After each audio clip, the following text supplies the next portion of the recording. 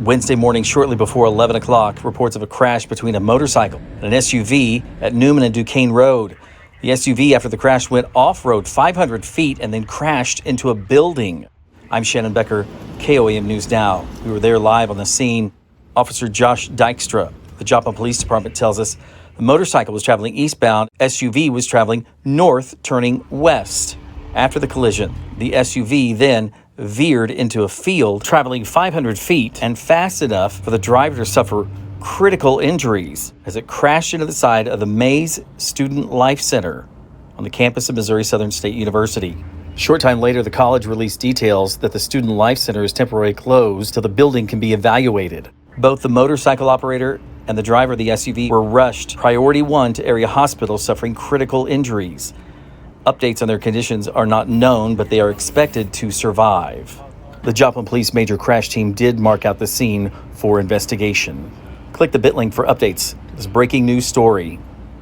The campus of Missouri Southern State University. I'm Shannon Becker for KOAM News Now. And Metro Towing now removing the SUV.